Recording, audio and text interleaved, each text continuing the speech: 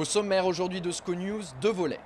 Dans un premier temps, on parlera de la prolongation de contrat du milieu de terrain angevin Emmanuel Bourgault, avant de revenir dans un second temps sur la victoire 2-1 du SCO vendredi soir sur la pelouse de Strasbourg. C'était dans l'air depuis maintenant plusieurs semaines, c'est désormais officiel. Emmanuel Bourgault, dont le contrat au SCO expirait en juin prochain, a prolongé de 2 saisons. Il est désormais lié à son club formateur jusqu'en 2012. Je suis très heureux que les dirigeants et le manager me fassent énormément confiance. Parce qu'en ce moment, je reviens en forme. Ça fait pas mal de temps qu'il m'avait promis un contrat et je l'attendais. Parfois je me posais des questions, mais là il m'a confirmé le contrat et franchement je suis très heureux. Pour Olivier Piqueux, le manager général du club, cette prolongation est une juste récompense du travail fourni par le joueur depuis plusieurs mois. C'est également un pari sur l'avenir.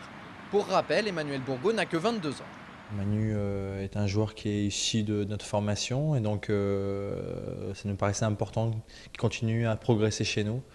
Le coach est très satisfait de sa progression, voilà, moi aussi. C'est son travail qu'on récompense, c'est simplement sa capacité à se remettre en question, à continuer à travailler, progresser. Et j'espère qu'il va encore passer un cap et être capable d'apporter ce qu'il a été capable d'apporter par le passé, avec encore plus de consistance, plus de cohérence et faire partie vraiment de nos joueurs sur lesquels on pourra compter dans un futur.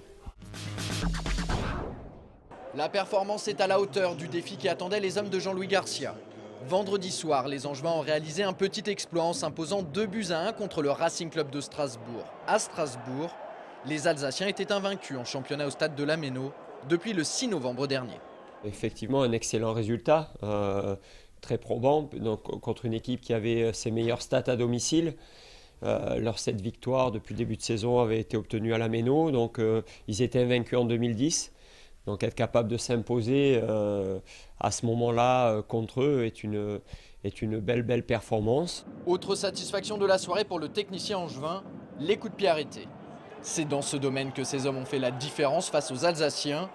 À l'origine, la patte gauche de Claudio Quecherou. À la finition, on retrouve un Bruno Ekolemanga impérial, auteur des 2 buts de son équipe. La semaine dernière, Jean-Louis Garcia avait insisté sur ses phases de jeu, comme quoi les choses n'arrivent pas par hasard. Comme vous avez pu le constater cette semaine, on l'a beaucoup travaillé.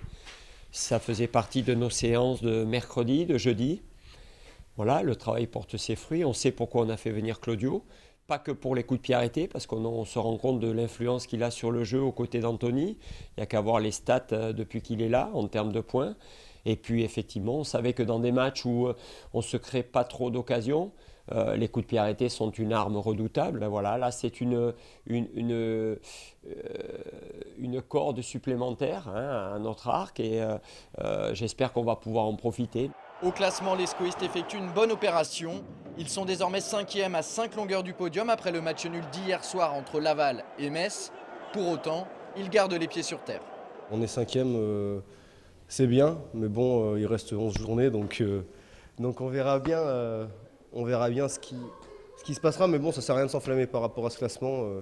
Pour l'instant, ça ne veut rien dire. Il ne faut pas commettre, c'est sûr, les erreurs qu'on a pu commettre la saison dernière. Ouais, tes collègues, c'est des grands gamins, non? C'est des gamins, ouais. Ils ont 20 ans, 25 ans, 34 ans et c'est toujours des gamins. Merci.